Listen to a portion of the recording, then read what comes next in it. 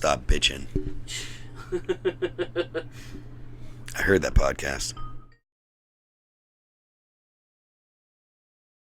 All right. So here we are. So I'll point you toward Phil so you can officially meet. You're pointing it to towards your hand. Oh, shit. Do I get to say that I officially met somebody because I looked at them in a chat window? It is technically meeting someone, I think, nowadays. Well, I mean, this is how Camstars work, right? I think you now owe Phil something off of his Amazon wish list. The Amazon wish list, that's funny. Well, that's for your premium Snapchat subscribers. Yeah. So we're going to go ahead and... Go over to my Patreon, Yeah. So we're going to go ahead and kick this off. I think you can. That's as loud as it goes for Dan. So we are sitting back here again with Phil Labonte of All That Remains here in Grand Rapids, Michigan. We have Dan on Skype, and I'm going to let Dan start this thing off because I literally have nothing prepared because I'm just going to roll with the punches with Phil. I think we have that rapport at this point. Yeah, well, I just remembered we were doing this today, so... Oh, man. So where are you guys at? You're in Michigan right now, or obviously in Michigan. Grand Rapids. Grand Rapids. Okay. Well, he has been known to drive 3 hours to do these interviews. So was it 2? Was the In Flames one? 2.5. 2.5. Yeah. That's crazy. Did you do it? No, he didn't do it. No, that was whenever you guys were playing with In Flames. Okay. Oh wow! So you heard all the stuff I said about In Flames after? I did. In fact, you enlightened me though. I didn't realize that there was a group of people that hated on In Flames. I kind of thought they were like universally liked in the metal world. Well, here's the thing. It's not that. It's I don't hate In Flames. As a matter of fact, I love In Flames. So it's more of like a butthurt fanboy kind of thing. I feel you. Which will lead into my first question because I'm sure you're kind of familiar with that. Not so much on your newest album. It definitely took a turn for the more brutal, which I think a lot of us butthurt fanboys out there really appreciated. Now, was that even in your brain whenever you were doing that, or was it just like, I want to do something heavy today? I mean, we want to do something heavy was the driving motivator. That was why we went with DL to do the record, to produce it. We just felt like making a heavy record. It's that simple. The other stuff was just a bonus. Right. It's just like icing on the cake. It's like, what does that feel like seeing people like literally 1 minute, and I don't know how much internet comments you read are from jerks like me that just are way too free with our opinions. What's that? I said, do you not follow him on Twitter? Oh, I do. I'm on the internet and I'm on Twitter, so I don't go looking for criticism, I guess, because it finds me pretty easily enough. Right. I mean, I think, actually, I kind of hope that most of the time when there's a negative piece written about me and someone links me to it, I'm hoping that I see at least the vast majority of them, because if I only saw like the tip of the iceberg, I'd probably be upset. But I don't go looking for criticism, no. Well, is it interesting seeing people turn tail, like just based on like, well, this is a heavier song, so now this band's cool again, versus like, oh, they didn't play the heavy song that I expected, so now they're not cool again. Like, it's so hard to get into that mindset, and it's just from being in a band and seeing that, what is that like for you? Is it just kind of like a laugh, or is it more just like a just focus on the good, I guess? So the thing is, like, for us, in the course of our career, there's been a lot of times where we've done stuff that was considered by the more purist metal community like outside of acceptable behavior, right? We've crossed the line multiple times.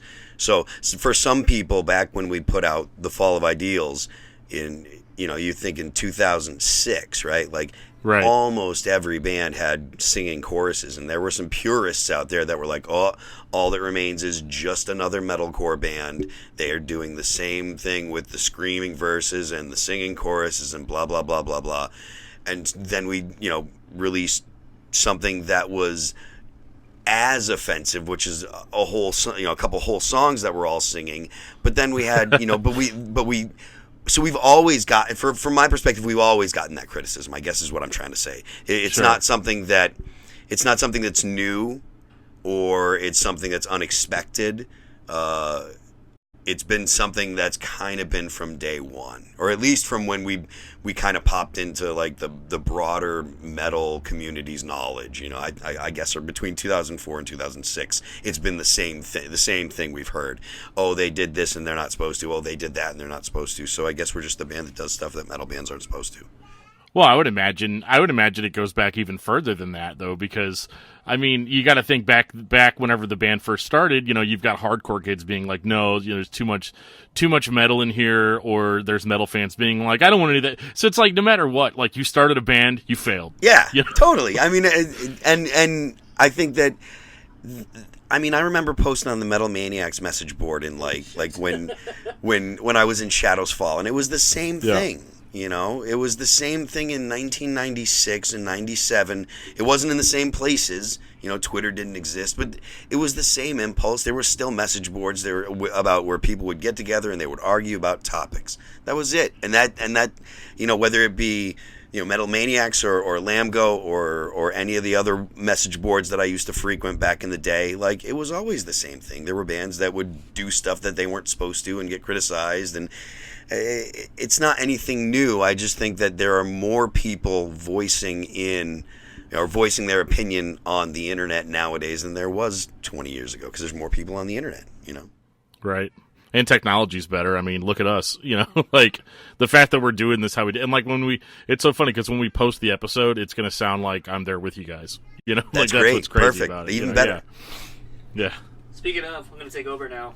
Oh, hey, John's here. My arm's getting tired. I feel like that skit from Wayne's World. I'm getting tired of holding this. So we'll talk to you later, and I'll send you everything so you can hear the rest of it. Thanks again for doing it, and say goodbye. Yeah, no problem. Cheers, guys. man. Say thanks, Phil. You guys have a good one. All right, bye. All right, so now the normal type interview. Now the continue. normal interview. So I have nothing prepared. I figured we've talked a couple of times now, and I feel like there's a little bit of a rapport that I can just kind of build off of. But you know, speaking to the internet and speaking to some of the things, I'm sure you've seen the metal military drummer dude with the guns. Yeah, doing the Lamb of God thing. That's pretty good. Yeah, I was thinking, he did Slipknot too. Yeah, I didn't he see did. That when I saw the psychosocial, like the dun dun dun, and then during the when it's like when the actual like what is it, the band drums go, he pulls out the two guns and goes nice. With that. That's hilarious. I was almost thinking he probably could do 2 weeks, like the intro. Maybe. I mean, he'd need.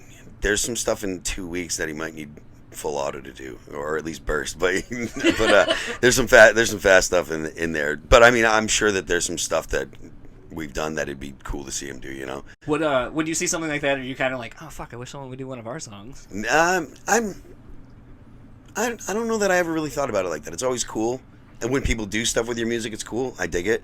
It's flattering, but it's cool to see. It's just cool to see people being creative and doing, you know, cool things, whether it be edits on YouTube or doing something like that, or, you know, stuff that you see people doing in TikTok. I think TikTok is pretty hilarious. I don't sit and scroll through, and I don't follow a lot of people on TikTok, but I have it, and every once in a while I'll open it up and just see what's trending and stuff. I think it's a cool app. So I just think that kind of stuff is neat, like people just doing little performances, like bite-sized performances of something they found interesting or whatever is cool to me. You know, kind of speaking, you know, Dan was kind of hitting on, you know, social media and just kind of a lot of the things that people do and say and trolls and all that kind of stuff.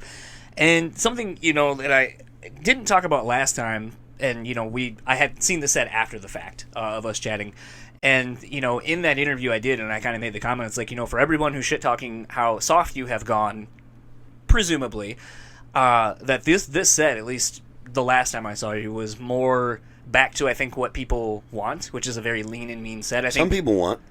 Well, I was going to say the thing that was interesting to me, and I don't know if this is put on for the show, but that show, since you were still the opening band, or the co-support or direct support or whatever, you were like, oh, we have time for an extra song, so we're going to play What If I Was Nothing. Yeah. And I don't know if that was actually the case, and that's the song you decided to throw in. I think it was, actually. Okay. Because I don't think we'd done What If I Was Nothing for most of that tour. At least when we were opening not for Attila, when we were opening up for We were playing before In Flames, because that was the night you saw us. Yeah. When we were doing the shows where the tour with Attila, we were doing a full hour set, so it was over an hour. With the show that you saw, we only had like 40 minutes, and so I think that for most of those shows, we were cutting it. I think there might have been there was another band on it too. One of the other band, like I think the earlier part of the tour with In Flames, there were 4 bands. This show was only us and I think it was just us and In Flames and one other band. Yep. And I don't think it was 4 bands. No. And so we had more time. So we were just like, oh well, we've been doing What If I Was Nothing and that kind of the last 3 that we do. Right. We'd been doing those with the Attila shows, and so we were like, all right, we'll just go ahead and add this one and do the rest of them, because otherwise the end of the set was the same. We just had more time, so we were like, oh, let's throw that in there. It was just interesting to see that, because it was just like, huh. Like, the set is very aggressively, start to finish, just jam-packed with bangers. And then we were like, well, we have time for one more. Let's slow this down. Yeah. And I was like, it's an interesting choice. This one, this set that we're doing with Unearth here, we do a very similar set. I'm pretty sure it's the same set that we did. No, it's not. Maybe it's not the same set we did with Attila. Maybe it is, but it's like, it's got good pacing. There is a fairly decent kind of roller coaster of what All That Remains does. So but it's a full hour and maybe change. Speaking to that, do you find is it an advantageous position to be in, to have as much of a cross-section of music between kind of slower stuff to more aggressive and everything in between? Is it easier to get on tours because you kind of can fit anywhere, or is it actually harder because some bands might look at you and go, oh, they're that kind of ballady band that they've been, or now they're aggressive and it's kind of hard to properly plan? I think it might be a little bit of both. I don't know that it's I don't know which one has a larger effect on the band, but it's nice to be able to say, all right, we're playing a show or we're playing a fest, and these are the bands, and none of them have a blast beat among them.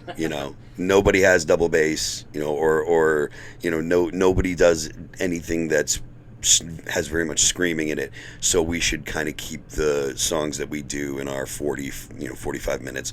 We should keep those kind of more along the lines of what the rest of the show is, and then at the same time be able to be like, all right, well, we want, we're on a show with a lot of really heavy bands, so we can shape our set to kind of be more catering towards that particular situation. So I like that. It's cool for us. How much it affects whether other people think we can fit on their bill, I don't know that really matters a whole lot. I think that smart bands look for bands that aren't exactly like them to tour with. We try to tour with a bunch of different kind of bands. We've been on tour with everyone from like now we're out with Unearth, and we were just out with Attila, and we've done shows with Guar. We've done so many different kinds of bands. We've done shows with Seether and shows with Hailstorm and shows with all the rock bands you can think of, and we've done everything in between. So we can get away with toured with the Damn Things and Buck Cherry. We saw that at the Machine Shop. Yeah, so we've done that. We've made it a point to have the ability to tour with any type of band that we can, because that's how you expand your audience. Something. Now you've had Jason in the band for a little while now, touring wise. It's been interesting to kind of see. It's been interesting to see, again, going back to the internet, because it's just the thing, I, as a person who does interviews, I try to find other interviews, I read comments and so forth, just to kind of get an idea of what people are saying and thinking. And it's kind of funny to see Jason getting the credit for now your set list. Like we talked about last time about how, DL gets the credit for making you heavy again. Now Jason's the one that apparently he comes in the band and he gets to pick the set list. It's like there's no 4 other guys that have to have a hand in picking that and learning the songs and performing them. It's all Jason. So, is it kind of laughable to a degree? We were talking before we were recording about, people you come into something and people will comment on something and have no fucking clue the behind the scenes of anything or what really goes into it, but they want to give you their opinion like they're the most knowledgeable person on everything. So when you see shit like that, is it just kind of laughable to be like, oh, well, God, I'm really glad Jason came in the band and made us heavy again? I don't care. I think we covered that last time too. It doesn't matter. It doesn't matter what people want to attribute it to. What people that aren't in the band, that don't see what the band meetings are like, what they think happened and what they pontificate about. Be my guest. You are more than welcome to set up any scenario you'd like in your head, and maybe you'll get it and maybe you won't, but I have no desire to confirm or deny any fantasies that people have about what it's like to be in All That Remains. Speaking to the career that you guys have had, I was talking, I kind of mentioned the conversation we had, Dan and I had with Corey from Norma Jean, and talking to that band's career that they've had and just everything that they've gone through. And, kind of a thing that I've talked to a lot of different people about recently who have been doing this for over a decade plus, what are you surprised at the career that you've been able to carve out? Almost, what are you guys, 20 years into this now? Yeah. I mean, yeah. I mean, there's probably not a lot. There's probably not a lot of kinda in it, but yeah. I mean, we were never the band that was supposed to do what we have done. We were kind of the last band to kind of jump on to get brought into get public attention because of kind of the metalcore thing that was going on. We were like the last dudes. Like, we grabbed onto that train and we're like, yo! And because after the fall of Ideals, there wasn't really any that I can think of. There wasn't really any new metalcore bands that were doing the same thing. There was different bands. There was different scenes starting, different bands getting attention. Because I think the metalcore thing was on the way out. It was like deathcore was kind of coming around at that point. Exactly. So there were other bands and other things that kind of the underground was focused on, and we kind of were able to make the transition to something that was more sustainable than some other bands, than a lot of other bands. So. I don't think I've asked this. That time frame between, the fall of Ideals, that, you're kind of speaking just now to, like, what was kind of coming. Was there any potential, like, label kind of telling you guys, or was there even inwardly kind of being like, maybe we should try to do this thing? We were always looking for something that was going to make sure that we weren't just following a trend or just getting attention because of a trend. And I think that there was a lot of danger of that happening to bands at that time. Some bands, kind of went and did their thing and then went away, and some bands, weathered the storm. But, we didn't want to just do the same thing that we had done, because the world didn't need another Killswitch Engage.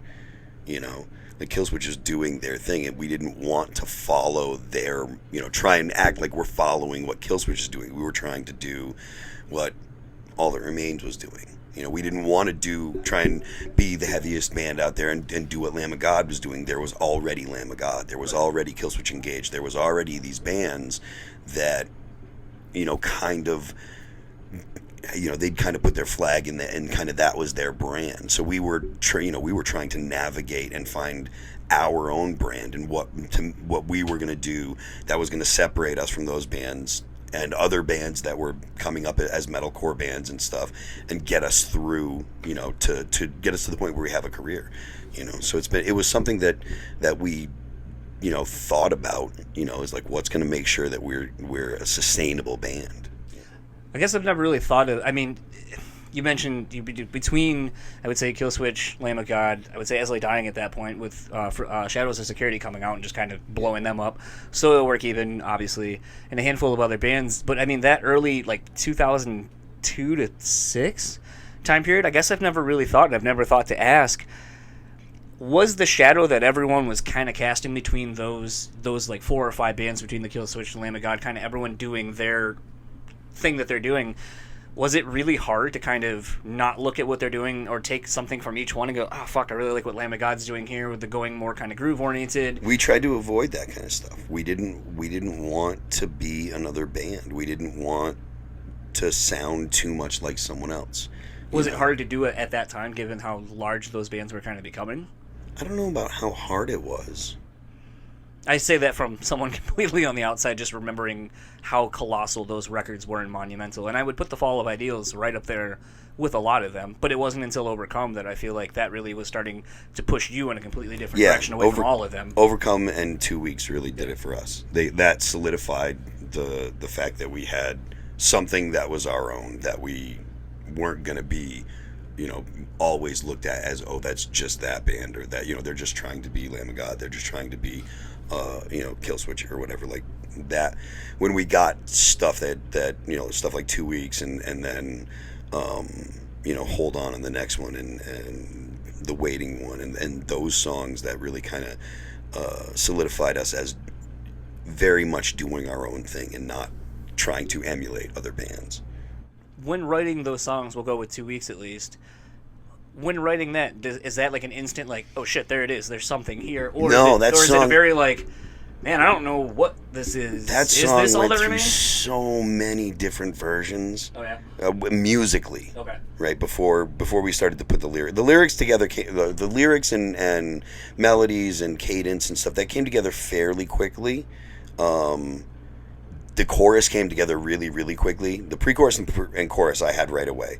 Like as soon as we got the parts, and they said, okay, that's going to be the pre-chorus. So it's sitting. So it's verses here. This is where you're going to want to have something that's going to be repeatable. Or, the stuff that you think about when you're writing a pre-chorus and a chorus.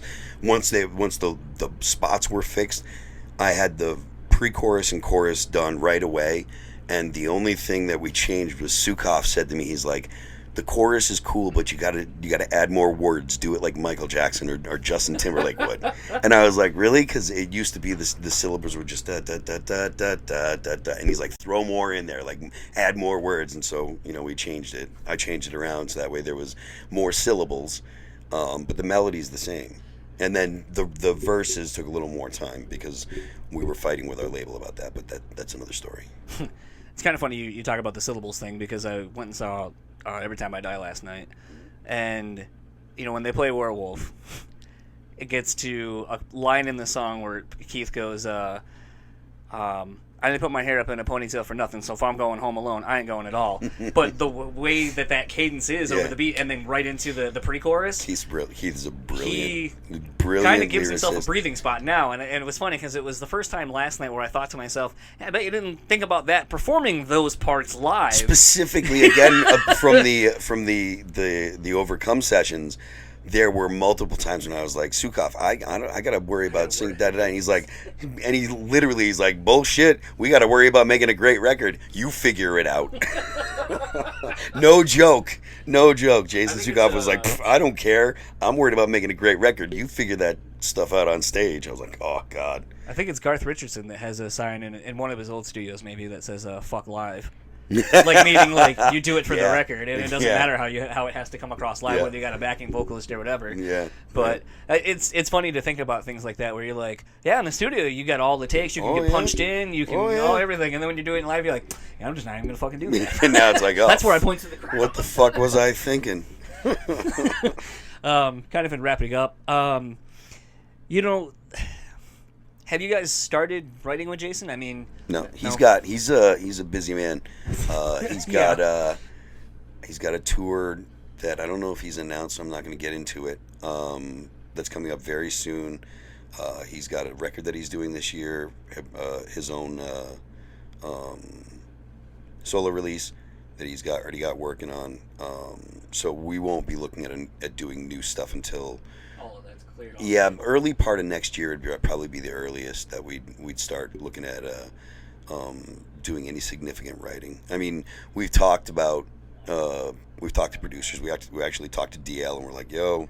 So we'll see if it how it pans out, because it's still, it's still early, but we've talked. We like the way that the last record came out. We would want to go back to DL again. So it's just one of those. It's home, man. It's right at home. It's we go, in Chicopee and in Springfield and Westfield and like home. So it's super easy to get there, man. I sleep in my bed every night. Go to practice in Chicopee. Yeah, that's what I want to do. It's just funny because, we've been hitting on quite a bit of the whole EPs versus full lengths, hitting when there's something going and keeping things fresh. And obviously with having Jason in and a lot of people being excited at how well he's playing the old stuff, but kind of being like, man, I can't wait to hear what he brings to the band, that it's like, it makes me wonder in the day and age of, constantly, having B-sides for stuff, record store day releases, and all of this kind of shit where you're constantly looking 6 to 8 months out at any given time between touring, writing, and all that kind of shit. If it has gotten to a point where, like, maybe even the label is kind of like, hey, like, that last record did pretty good, and there's a lot of momentum on your side, like, let's keep this thing going quickly. Yeah,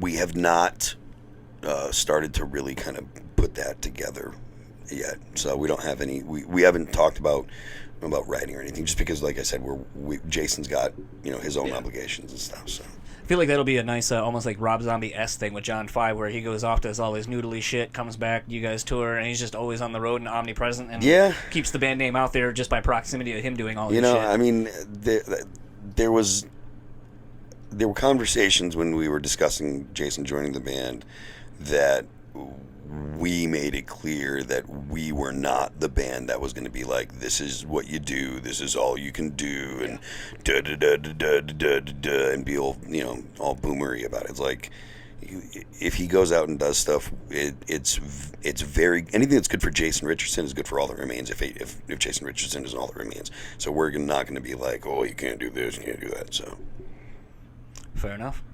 And What's something, I mean, obviously, touring and all that kind of stuff. I see Ken's out here making, models look pretty with his photography and all that kind of stuff. Was he out taking pictures today? Oh, I have no idea. I haven't.